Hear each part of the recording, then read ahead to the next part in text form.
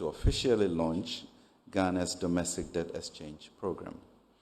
The objective of this program is to alleviate the debt burden in a most transparent, efficient, and expedited manner in this context by means of an exchange offer. Right. So this is where next we go. Why are the insurers and others rejecting the debt exchange as a solution to our current crisis? And this show is brought to you by Bank of Africa, strong as a group and close as a partner. MTN everywhere you go. Star Assurance, your solid partner. Chelsea University, educating ethical and entrepreneurial leaders for Africa. Robert & Sons Optical Services, your comprehensive eye care service provider for 31 years. Duroplus, how you get your water matters. Remember that where Duroplus goes, water flows. St. Thomas Eye Hospital, providing excellence in eye care. Hoptel, everything you. Niue Insurance, dial *165# on the MTN to join. Magdan Aviation, your dependable private aviation request solved. And here are some of your messages on the issue of #KenMustGo. Ansong Johnson says, Ken Oforiatta mechanically taking the money of Ghanaians to weaken them. I wish I understood that. You say Genesis 47:14-15. Amen. Well, Ken will know that scripture. Mr. Primakov says the majority stayed away for the fear of losing their seats. I am sure they were warned.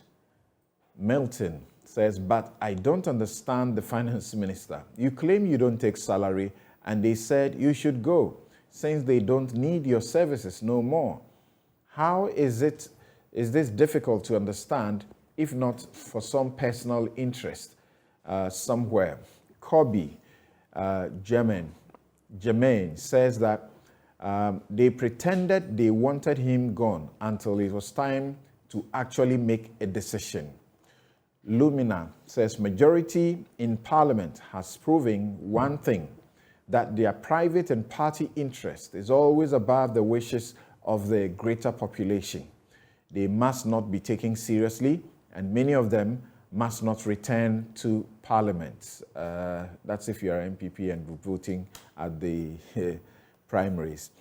Wiseborn 39 says people will still queue on the 7th of December 2024 to retain these majority MPs in power. They haven't done anything significant for their constituents. Hence, they should have used their conscience that very day by voting the finance minister out to compensate their constituents. Ken says, ask my brother Richard the question that when a party in government is voted out, is it the case that the particular government had necessarily done something wrong? So that is your question. Then to you, you didn't identify yourself. You say, please remind Richard that Mahama didn't listen to the public to get rid of Setekwe, and the Ghanaians voted massively against him. Maybe Richard will also say he doesn't care Ghanaians will vote against the party. Kwame Sapong says Richard Ahiagba is so out of touch with the reality to the point that's not even funny. Jesus Christ, how can this be the lead communicator of the NPP? Okay, so I will pause here with your messages so that we go to look at the issue of the debt exchange as a solution to our crisis. Of course, we need to do it. Otherwise, the IMF is not listening to us in the first place. Let's listen to the finance minister and some of the opposition to what he had to say. We are here to officially launch Ghana's domestic debt exchange program. The objective of this program is to alleviate the debt burden in a most transparent, efficient, and expedited manner. In this context, by means of an exchange offer. The government of Ghana has been working hard to minimize the impact of the domestic debt exchange on investors holding government bonds. In particular, it does not embed any principal haircut on eligible bonds as we promise. Let me repeat this fact as plainly as I can. In this debt exchange, individuals holding domestic bonds will not lose, are not affected by the value of their investment will be retained. So let us remove any doubt and discard any speculation that the government is about to cut your retirement savings or the notional value of your investment. This is not the case. As already announced, Treasury bills are completely exempted and all holders will be paid the full value of their investment on maturity. There will be no haircut on the principal of bonds. Individuals who hold bonds would also not be affected at all. Our domestic debt operation involves an exchange for new Ghana bonds with a coupon that steps up to 10% as soon as 2025, with zero interest in 2023, and the first interest payment in 2024, and longer average maturity for the bonds. Existing domestic bonds as of 1st December 2022 will be exchanged for a set of 4 new bonds maturing in 2027, 2029, 2032, and 2037. Predetermined allocation ratios are as follows: 17% for the short bonds, 17% for the intermediate bonds, 25% for the medium-term bonds, and 41% for the long-term bonds. The annual coupon on all these new bonds will be set, as I mentioned, at 0% in 2023, 5% in 2024, and 10% from 2025 until maturity. Coupon payments will be semi-annual. For emphasis, this domestic debt exchange program will not affect individual bondholders. This domestic debt exchange is part of a more comprehensive agenda to restore debt and financial sustainability.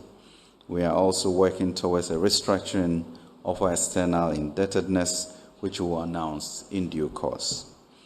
This is a key requirement to allow Ghana's economy to recover as fast as possible from this crisis. This is also a key requirement to secure an IMF support.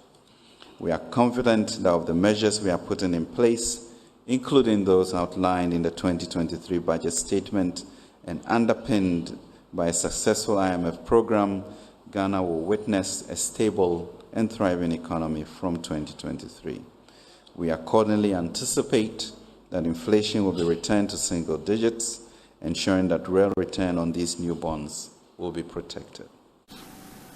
Our position on Ghana's domestic debt exchange is that, in light of these issues that I've just put out, the accrued interest on government of Ghana bonds should be paid to insurance companies to enable them pay claims that have already crystallized. Insurance companies must be exempted from the domestic debt exchange. In uncertain times like this, entities must protect their assets through insurance, which is a key risk management tool.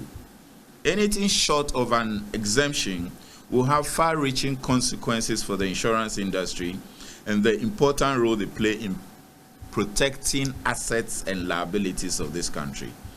This will also discourage the citizenry from taking up life and annuity policies.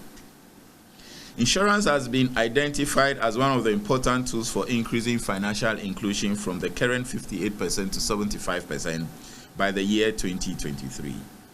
There must therefore be actions of government that repose confidence in insurance. This is important to help formalize the informal sector, which constitutes over 80% of the Ghanaian workforce. Finally, some insurance companies have their funds locked up in banks and other institutions which were part of the banking cleanup.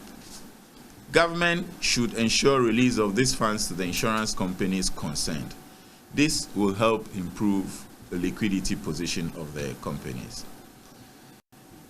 In the absence of the foregoing, the insurance and reinsurance companies will be happy to cede or transfer all our claims to the stabilization fund that they have announced.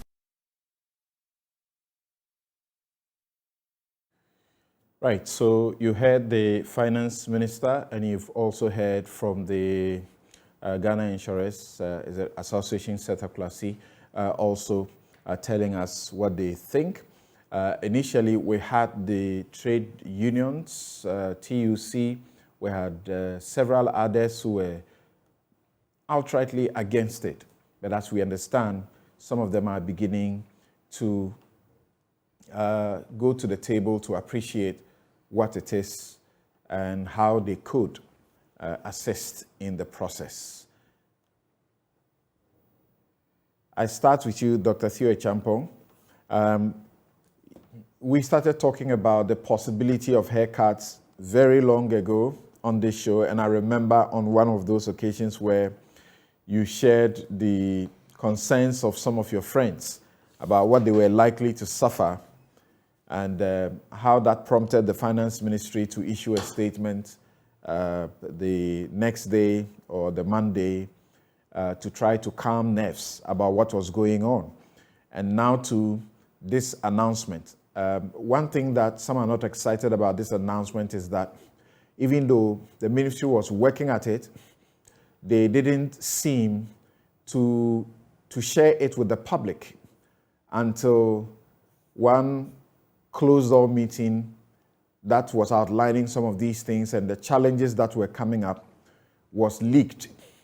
And we have had one of the ministers admit that once the leakage happened and the speculation began, they needed to quickly come out formally to avoid, a run on the financial institutions.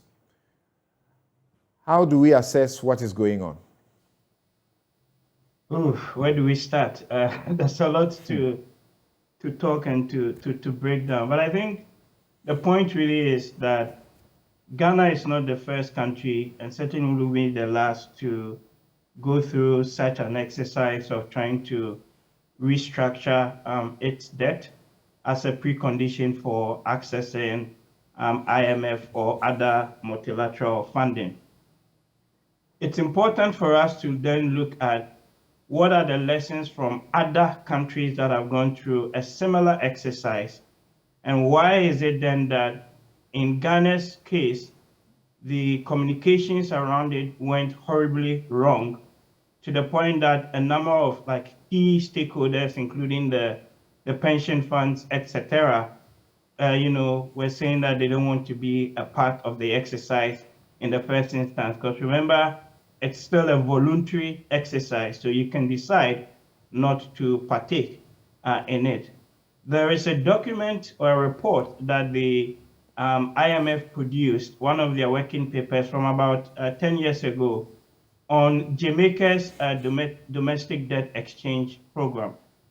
And in the said report, they list a number of factors that were successful or drove the success of that domestic exchange program, and then how those lessons can be applicable to countries that are going through a similar exercise. And there are 4 sets of factors that they actually list.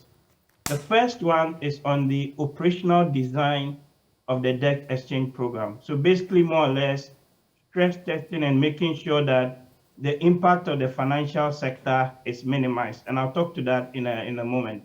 But also even trying to minimize, the constitutional issues that could come, and to the extent that the potential reaction of any fallout from such an exercise by the international ratings agencies could be dire or make the cost of borrowing much more onerous. So that's the first point.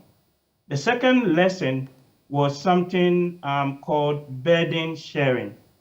And here, what allowed Jamaica to have a very good program was that there was a certain perception that the burden of the exchange, and here I'm quoting from the report directly, was being shared across the society to achieve a better outcome for the country as a whole. This was critical for making the accompanying fiscal consolidation plan acceptable to those directly affected, including taxpayers and public sector employees. We can apply the same thing to Ghana's case. And part of the reason why people are pushing against some of the proposals is really the idea that it doesn't come across as though the burden is being shared equitably. The third point, or the third lesson from the Jamaica exercise, was on the communication strategy. And here, again, permit me to read or quote directly. It says that the debt exchange was presented as a critical component of a broad macroeconomic program, including comprehensive structural reforms, instead of it being a standalone operation. And during the launch of the exchange, it was made clear that holdouts would not be allowed to gain any competitive advantage. And then the fourth point was on the IMF involvement, which ensured that the government stuck to its plan of fiscal consolidation, given its past behavior of quote unquote systematic budget slippage. So you could pretty much apply the Jamaica, right, lessons and the issues to Ghana's case. And why we are where we are, to the point where some of the pension funds and the teacher unions and the medical association are all, up in arms, is the fact that the communication around this whole thing, in my view, hasn't really been thoroughly thought through. And that has always been a problem with this particular administration. You can go back to Ijapa, you can go back to e-levy, and it's very clear that the so-called stakeholder consultations that are done is done in an ad hoc manner and not in a way that seeks to bring the people that would be affected on board. In October, the minister or the ministry announced the creation of a domestic bondholder committee led by, I think, Albert Essien and other, senior executives within the banking sector. The point is that in the announcement that was made, to what extent, if any, were those views actually fully reflected in what the government announced? And then again, to what extent, if any, were the people that would be affected, right, incorporated, or their views incorporated in it? Because remember that any attempt to restructure a domestic debt that implicitly leads to a haircut on either your principal or your interest has major impacts on your domestic financial sector.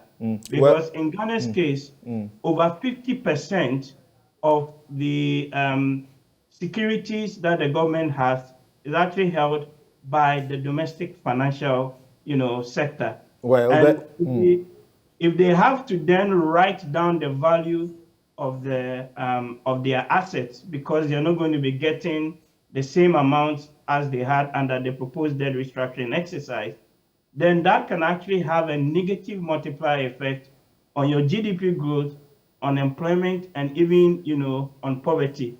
And what you don't want them to do is for a run on the banks to happen. And perhaps let me be very clear here.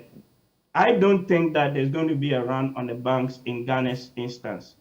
I think that some of the mitigation measures that the government has announced, particularly the statement that came out, I think, a day or two ago, that was issued on, it's actually dated the 8th of December, to the Chief Executive Officer of the Ghana Association of Banks. If you read it very carefully, there are some sort of reliefs that is being proposed to be given to the banks and the financial institutions that participate in this exercise.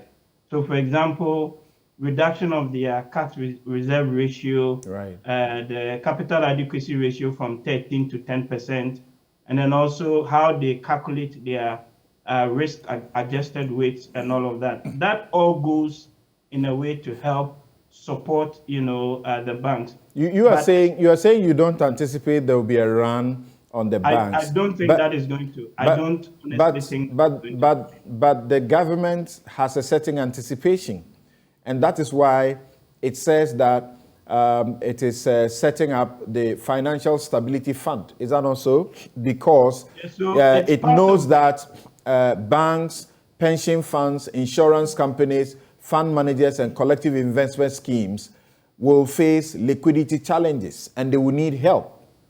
Definitely, there would be liquidity challenges because you are swapping the bonds that or the monies that they put into these securities and giving them something new that doesn't give them the same value as they had before. And they need to take that on their balance sheet. But the government then is proposing to help them in that, tide by allowing them through the regulatory processes. So, for example, through what the Bank of Ghana allows them to do with their capital adequacy ratios and other buffers to be able to still meet those regulatory thresholds. And I think that's an important point that we must stress. Right. And also to the point there really being that the support that is being offered by the government through this Financial Stability Fund doesn't fully solve all of the issues. It helps, but it is not fully exhaustive. We're talking about 15 or so billion that currently is being proposed. We use 22 billion to clean up the banks. But if you look at the total amount that is being proposed to be restructured, the 137 billion, and if you work out the numbers, you will still need to increase that 15 billion in the Financial Stability Fund to be able to, mitigate all of the losses. But I think some actions have been proposed, including the one from the Bank of Ghana that then allows the banks, the deposit money bank DMBs, to be able to withstand some of those shocks. This Financial Stability Fund is supposed to be constituted by support from our foreign partners. Is that not so? Both the government and the foreign partners. And even if they bring you that money, in the short to medium term, it's still going to add on to your public debt, because that's how you have to treat it. Right. And from where you sit, with the benefit that you have, who is it that has given us some money? We are broke. We don't really have the money in the first place. So who has given us some money, or who is giving us money? I am not sure of that, and I don't think any money has come in as yet. In fact, from where I sit, I think the government is the one that would, make the first payments into that fund.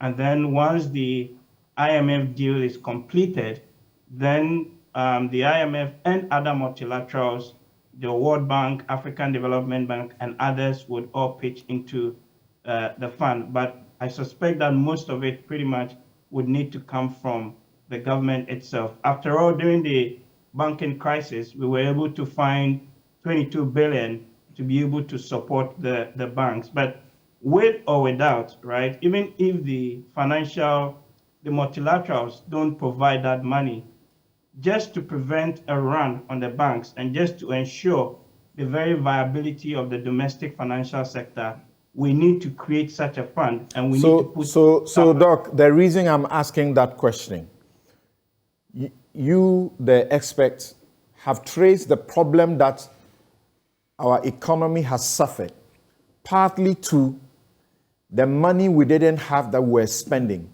including what we use in the bank cleanup. Now, here we are broke, we don't have money.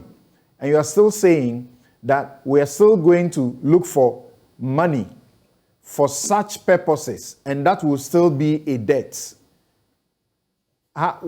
And knowing that many will say we're a country where government will announce a fund and practically nothing will be there. How can you trust that there will actually be a fund to support banks and pensions and other institutions that will have liquidity issues? Because the alternative would be worse. If you don't have that money there to tide the financial institutions over, then they are not going to be able to have or even meet some of the payment obligations that is coming. They have to write down the value of their assets significantly, and that could in and of itself collapse the very financial system or setup that we've spent, over 20 billion cleaning up just a few years ago. So it's really a question of being caught between the devil and the deep blue sea, and you have to make a decision. And in this instance, although the money or the government has issues with its debt, you have to be able to make some provision one way or the other to be able to help these financial institutions. Because remember that this is not a problem that they caused themselves. This is a problem that lies squarely at the foot of the government in that sense. And if you're not able to help them tide over, then you could end up with the very situation that we've seen in places like Greece and in Lebanon, where people are literally wanting to cash out of those investments, and the very financial system could end up collapsing. So quickly, some debt would have to be incurred in order to solve this problem in that first instance. Right. I'll ask you to quickly tell us about how voluntary, in fact, it will be. But before that, using the Jamaican situation where we are supposed to learn lessons, you were talking about stress testing, making sure that everything you are putting out is good. And you seem to be hopeful about this path. Ken comes in again, and the question of trust. You mentioned e-levy. When he was seeking to introduce the e-levy, you guys said a lot about the fact that the approach was wrong. He told us that they had done the research, and there was this research that over 80 or 90%, showed that this was the path to go. We have just been told how abysmally e-levy has done, leading to the revision. So how can anybody trust that this is workable? I think it is workable, and I think it's workable largely on account of the fact that it's also a precondition for accessing the IMF funding. I have faulted the government on, if you take the 4 factors that I listed as kind of what drove the success of the Jamaican program on operational design, burden sharing, communications, and IMF involvement, where I fault the government is on the communication strategy, that they haven't carried the people along and being able to explain it in a way and manner that allows people to understand that it's not really just the restructuring the debt, but it's going to be part of a bigger set of reforms, structural reforms, so-called. Okay. And that it's also the government explains that this is an ongoing process, this is an emergency. And so the consultation is ongoing, and they will continue to do it. They have a deadline. They have a deadline to secure this. As we are told, the IMF team is already going away without giving us what you call, is it the staff level agreement or so?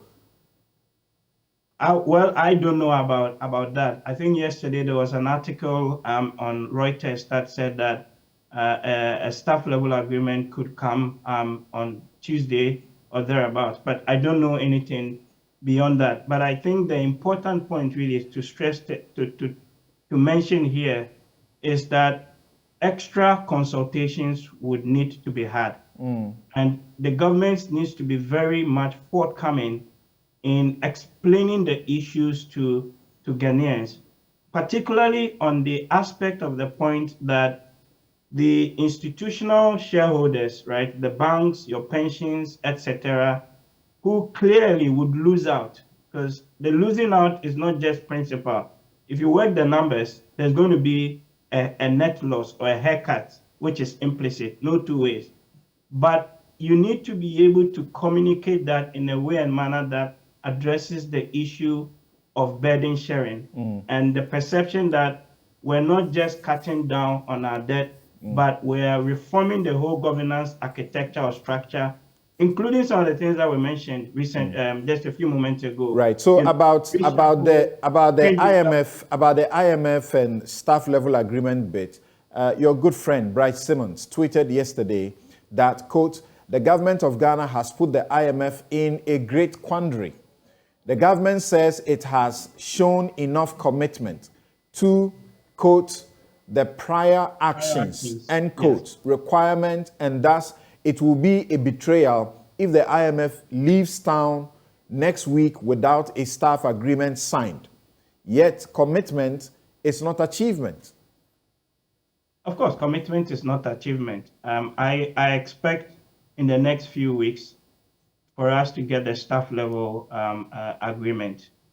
The key thing that's holding or was holding the whole engagement was the government communicating or undertaking this domestic debt restructuring exercise. And like I said from the get-go, the way and manner in which it was structured leaves a lot of question marks, where the people that would be affected have not been carried along. That's why you have a lot of these potential holdouts. Right. And from where I sit, if you have even less than 50% of the possible people that will be affected deciding not to participate in this, then it's going to be disastrous. Right. And Bryce Simmons agrees with you. He added that the debt restructuring exercise was bungled due to zero consultation and consensus building. So will take longer than planned. Likewise, moving utility tariffs to economic levels require massive consultation. Not done. Arrears auditing, transparency, among others. So you just mentioned again the question of voluntariness. The Attorney General gave an advice that many Ghanaians are excited about because the Finance Ministry was looking at certain options. It was looking at the legality of a unilateral attempt by the government to introduce collective actions clauses directly into the bond agreement. So it was seeking to do it unilaterally, whether that was possible or plausible. And then it was also looking at another approach, which the Attorney General calls the indirect approach, by passing a law, an act of parliament or legislative instrument, enacting a collective action mechanism in relation to bonds, including a voting percentage threshold for effecting changes to the bond agreement as a general law in Ghana going forward, and the timing for the passage of such an act of legislative instrument. They were also exploring if the president could, by his say-so, issue an executive, action, executive instrument, or use the emergency powers like he had under COVID, to bring binding, collective action clauses. And then finally, a voluntary engagement. And the Attorney General advised that making it unilateral will not work. Trying to pass a law to impose it will also not work. The president too doesn't have the power to use executive power to just say this is binding on everybody. And the right thing to do is to make it a voluntary one. Here is the question. From what you have heard so far, is it voluntary? In terms of the fact that if you opt out, you expose yourself to a lot of risk.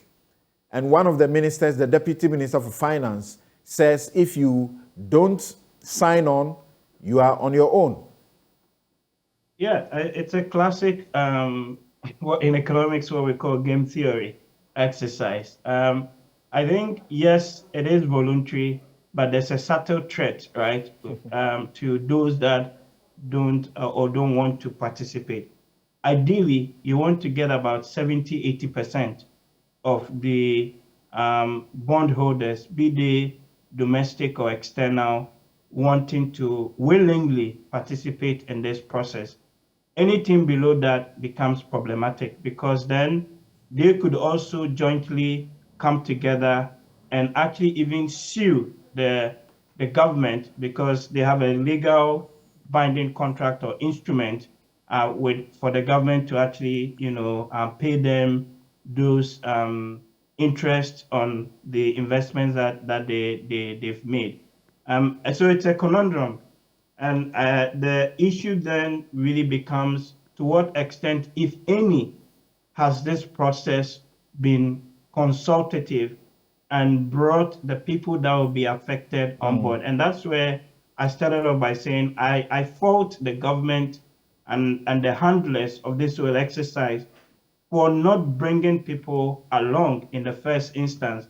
That why did it even have to take the leak of a tape before the finance minister quickly had to come the night before to announce all of these measures? And then number two, even the so-called domestic bondholder committee, quote and unquote, that they formed, I don't think their views were largely reflected in the nature and manner of the exercise that has been announced. Because if it was, then we wouldn't have had the significant pushback that we're seeing currently from a number of the pension funds and the labor unions, etc. So a lot more needs to be done. Right. So my final question to you, which I would like you to say, answer us in a minute, if you can. I've been dealing with you for about 30 minutes now, and this is deliberate. The question is, the finance minister spoke about no haircuts for certain groups of people. Then there was a bit of some propaganda about it, and then you came in swiftly, and many have applauded you for coming in so swiftly to indicate that it is not true that there will not be haircuts. Can you explain that? Yes. So there are three ways that the government buys or raises debt: treasury bills, notes, and bonds. And it's stated very clearly that if you have a treasury bill with the government, then you will be paid both your principal and the interest on maturity. The government also says that if you are an individual investor and you bought the bonds directly, again, they will pay you your interest and the principal. But if you are an institutional investor, like the banks, the pension funds, etc., then you wouldn't suffer a haircut on your principal. However, when you work out the proposed restructuring exercise, you're not going to be getting the full value, the total value, which is both the principal plus interest back. So implicitly, you are getting a haircut. And the response to the tweet that Gabby made was really to correct that impression that you're not going to suffer any loss, because it is actually very clear that for those institutional bondholders, of which many Ghanaians actually put or make their investment through such schemes, would implicitly be suffering some loss, because you're not going to be getting the same value of the investment as you actually started with under the proposed exercise. All right. Thank you very much, Dr. Theo Champong, for that education. Now, I take my very final and quick break. When I return, I will now hand over the discussion to my guests in studio, and also we get Suhini's perspective on these developments. We'll be right back.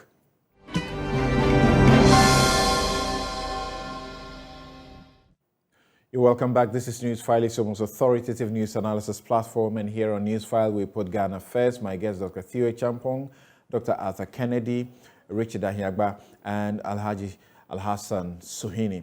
Now, let's hear briefly from Suhini, and then we'll return to the studio whilst our Zoom guests take leave of us.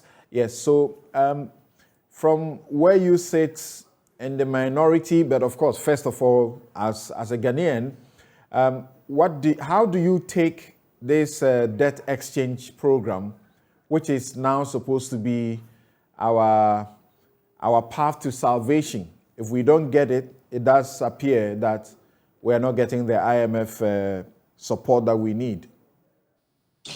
Well, Samson, let me repeat at the risk of sounding like a broken record, that the cluelessness, the incompetence, the intransigence of this government is not sometimes as frustrating as its level of dishonesty. And that, again, has manifested in even how they have handled this whole debt restructuring program. First, there were denials when the writing was clearly on the wall that we needed to go to the IMF and we needed to complement our actions with a debt restructuring program before we could even qualify for an IMF program. It was denied vehemently. Even the idea of going to the IMF was denied.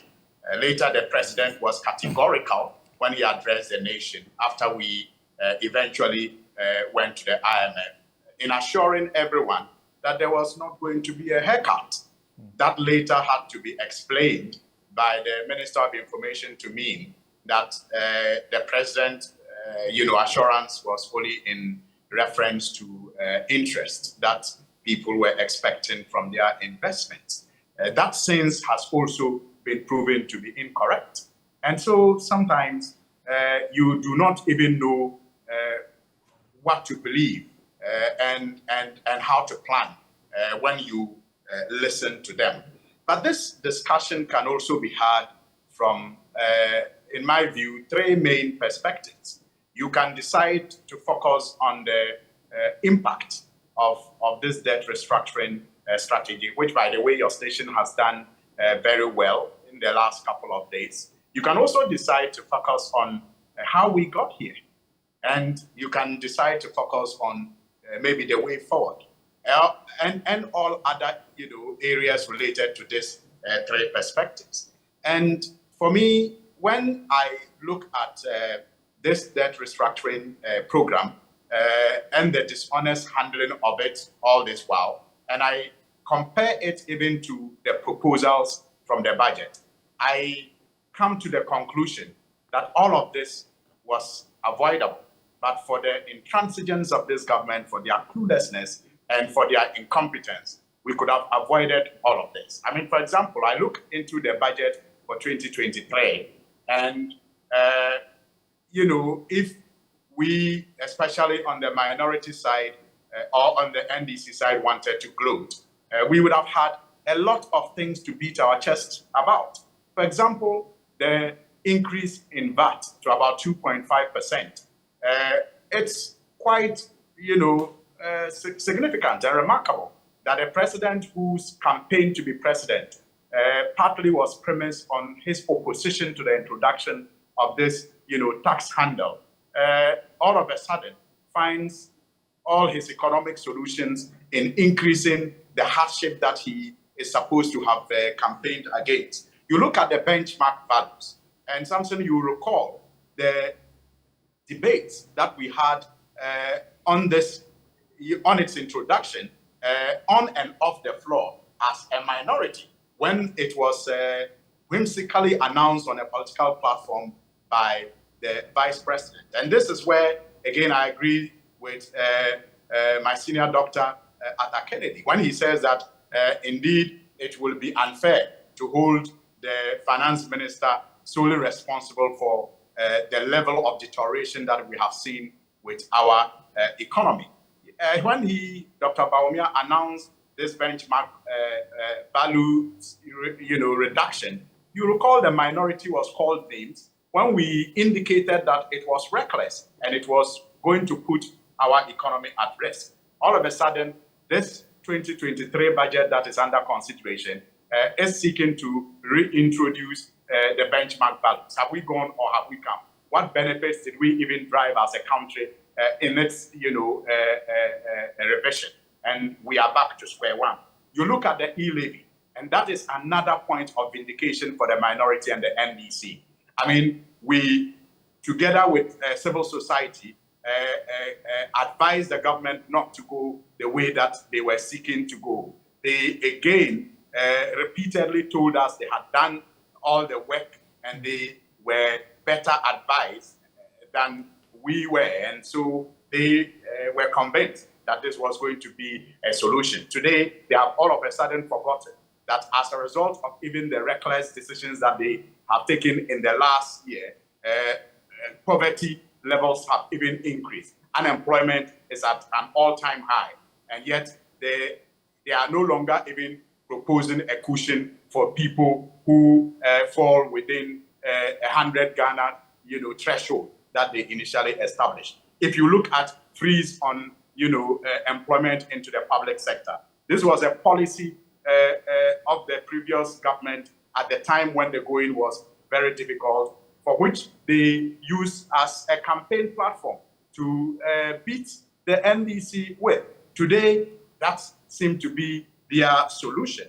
And then you look at road tolls. Again, you recall how we debated this issue on the floor and off the floor with the government in power, how we pointed out to them that it was a reckless decision, it was going to harm the economy and all of that. Today, they are seeking to reintroduce all of that. So you look at the budget and it is replete with points of vindication for civil society and for the minority NDC especially. But for the problems that we are faced with and the recognition that this is not a time to beat our chest and glorify the vindication that lie in this budget, we would simply have said that they should handle their baggage because we told them so and they did not listen. But once again, yes, we are faced with this problem, and we still think that the approach that is used so far is not comprehensive enough, and it is not even well thought through to include the views of all those who matter in this economy. And little wonder you have recognized institutions such as the TUC and others all coming out to speak against this proposed program. If we had better engagement, I'm sure that we would not have had the situation where you will have the opposition that it is already getting, when that opposition in itself is even a threat to the agreement that we are supposed to reach with the IMF. Well, hopefully, as we understand, as reported by the Reuters and as Dr. Theo Champong mentioned, hopefully by Tuesday, we should be getting the staff level agreement. And then we can begin to get to a place where we can have hopes that things will begin to slow down a bit and that things will not get as worse without the IMF. Thank you very much. So this is where, sorry. Yes. Yes, if I could just conclude on that note, this is where we should all put our patriotic caps on and look at how we can help the government to at least get the staff level agreement. But we will hope that moving forward, they will shed off that arrogant posturing of knowing it all and taking decisions on our behalf without consulting us expecting to consult us after they have taken some of these decisions. But most importantly, they must demonstrate that they are willing to take a haircut themselves. All right. Thank you very much, Suhini. So now I come to the studio and start with you, Richard. It's like you mentioned, very difficult times, and to think that people who have made their savings, pension funds, are supposed to go through this sort of route. Well, Samson, a very tough situation, and absolutely I make no light of it. It's something that I know, having interacted with the officials at the Ministry of Finance, trying to understand what they envisage the outcome of this to be. They are very reflective. They are very measured about the steps they are taking. But before I go into the details of that, I just want to collaborate this point by addressing, I think there was a tester who was concerned and was worried that I was out of touch. And I want to assure him that not in the least bit. Because, you know, Samson, I come from a very, very modest background. And I've had a privilege of having to go out of this country at the height of my career outside. I could have just stayed there. But I decided to come back home to be part of a building process, which I think that just a very few select people would get the opportunity to leave this country and go and make something of themselves. But if we come and put our shoulders to the wheel, we can build a better country. So my commitment is to say that how do we as a people, you know, despite the politics, look at the rational measures we can push forward to try and bring some economic advantage for the masses of our population, some of whom may come from the background that I come from. So that commitment remains my motivation for being in this space. So I want to assure my brother that I am as connected because I have family people, a lot. I come from a big family, and a lot of them are going through the pain. So I'm very much connected to what we're going through. The rejection by some of these organizations is something that I'm sure, and my last communication and check with the ministry, they're engaging them to try to bring clarity. And the basis for that rejection is a question of lack of understanding and the fear, the genuine fear that where are we going? Now, if you look at examples that has been referenced in pursuit of this debt exchange, maybe Jamaica, I think Greece, it's very limited examples that you want to cite out there. But you are put in a situation where, as a country, you have to make a decision. And that decision, I'm happy, Dr. Tia Champon, who is a professional, has a measured understanding of what is happening, and his verdict on it for me is consoling, and somehow collaborate the confidence of the ministry to say that if we have the level of participation, if we get the support and the voluntary participation of all these schemes, the institutional investors, to drive this forward, we are likely to redeem our country from this debt trap that we've got ourselves in. And it's not a thing to do just now and for get out of it and then reverse back there, but we're going to leverage the occasion to build ourselves sustainably to a place where we will not get to this space again. So I see the difficulty that we're facing, but it is in this moment that as a country we must rise to the occasion and do the necessary investments that we must make today to address the problem long term. Yes, Soyini talked about government must agree to take haircut by itself. Yes, the budget, I think he was in Parliament, the budget made some significant proposals on what, particularly in relation to directives that Cabinet has agreed to make some significant cuts. I've heard people say, oh, V8 thing is not so significant. They've gone through a list and said that's not so significant. But that is a commitment towards achieving a certain outcome. Yes, if there are more, let's make the proposals. Let's come up with ideas how to do it. And those are the elements where I would agree with you that when public consensus is achieved on some of these things, we can reach and say that, yes, this will make sense. Yes, this will help us achieve the end we're looking for. But principally, I'm thinking that we need to assure our citizens or Ghanaians that this is a necessary path we must go. And this path will return this economy back to the macro stability that we need to be able to make the necessary investment. I take confidence, really, in this budget that in spite of the challenges, the government is committed to some social expenditure that could easily be ignored. To say that, okay, we're in a difficult situation, so let's let it go.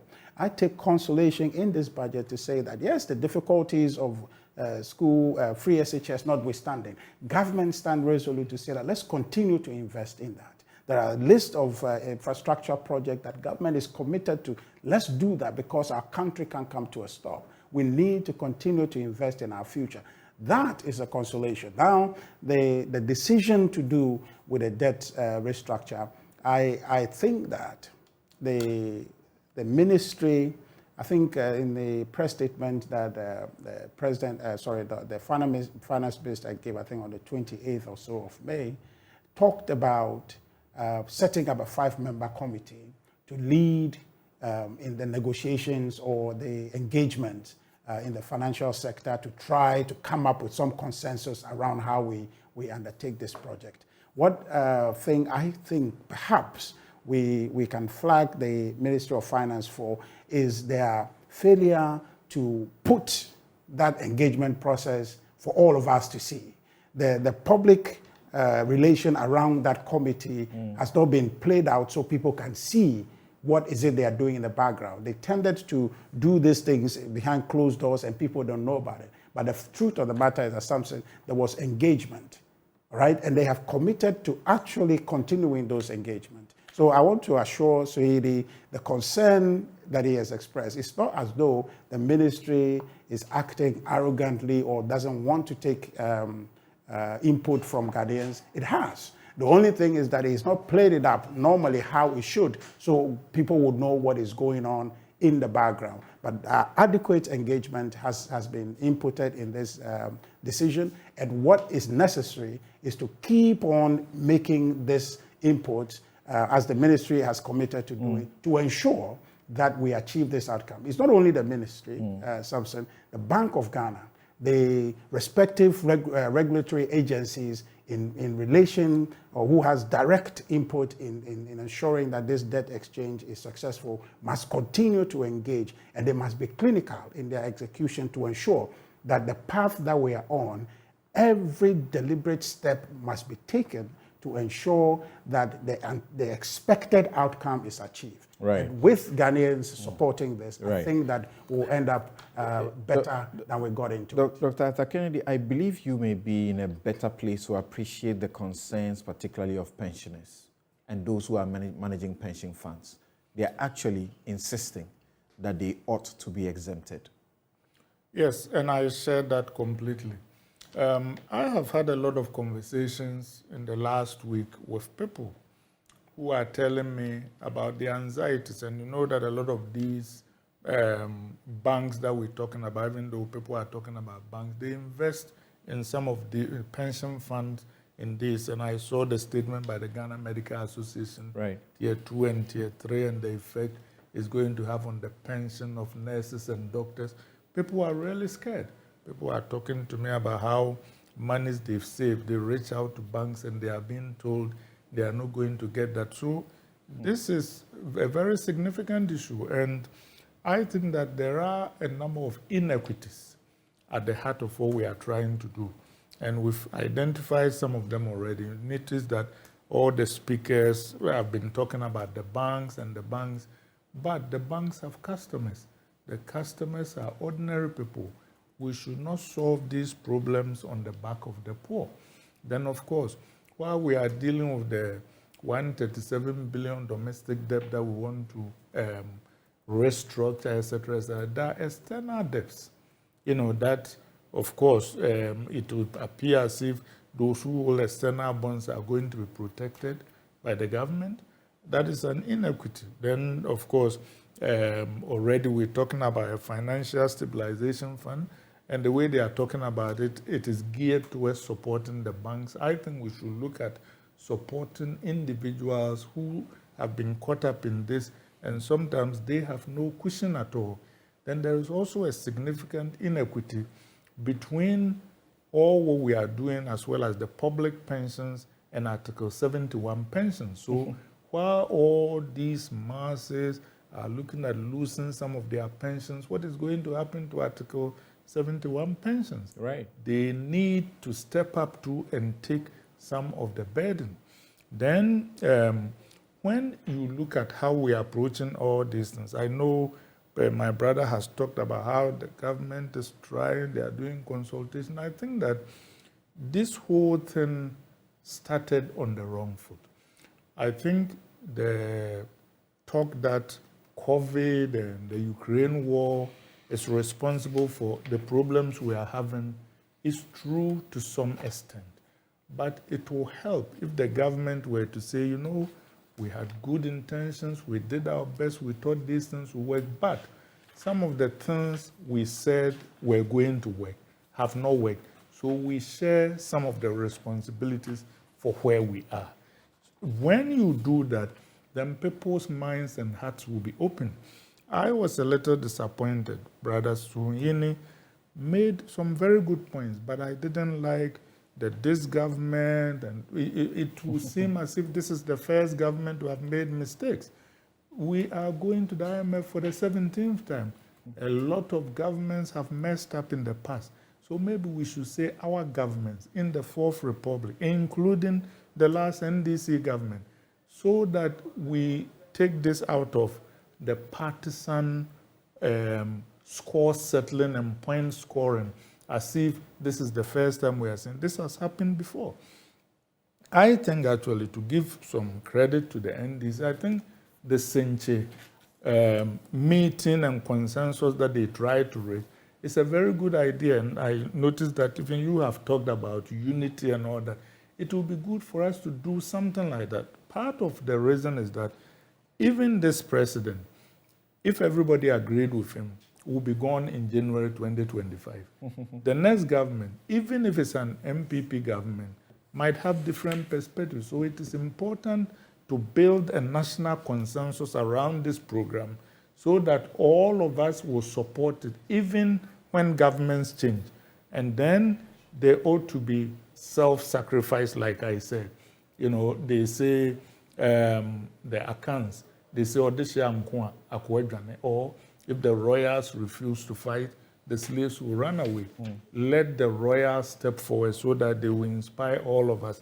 And I also think, a suggestion to the government, that lowering the debt to GDP ratio, which is now above 100%, to 55%, as their proposals say, by 2028, is too steep. I think they need to push back so that the IMF will lengthen the time a little bit. Then the burdens will not be as harsh on Ghanaians. How can I thank you? Thank you so very much. Richard wants to be able to speak Just again. one quick I think we will find another time to be able to continue, because we are in the IMF zone. So we'll continue to be making these discussions. And on this note, I want to thank you very much, Dr. Theo Champong, political risk analyst and economist, Dr. Arthur Kobna Kennedy, MD. He is a physician, he is an activist, and he is a writer. Richard Anyagba is Director of Communications of the NPP. We had Alhaji Alhassan S. Suhini, who is MP Tamale North, Deputy Ranking Lands and Forestry and Appointments Committee. And I want to say congratulations to my friend and brother, Dr. Kingsley Nchibuesiakon, for winning the Outstanding Industry Leadership Award in Corporate Affairs by Simba Africa Business Excellence Awards. Menshia Krachi, as we used to call you all the time. And I'd like to, at this juncture, recommend to you this book you see right in front of me by one of Ghana's illustrious citizens, Professor Henrietta Mensah Bonsu. That is her biography.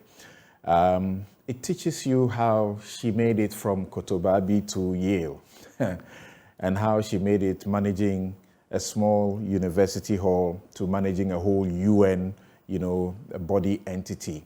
It teaches how to be focused, single-minded in realizing your dreams. And Nana Susubrebi Krobia Asante, whom you know as SKB Asante, or Manhene of Asante Asokore, says that this biography vividly captures Professor Mensah Bonsu's systematic and relentless pursuit of excellence from her days in Wesley Girls High School, when parental disapproval of her C, she got a C, a grade C, and ended up through rigorous academic work, attaining excellence, getting a first-class law degree, and she was one of the first females to make that grade.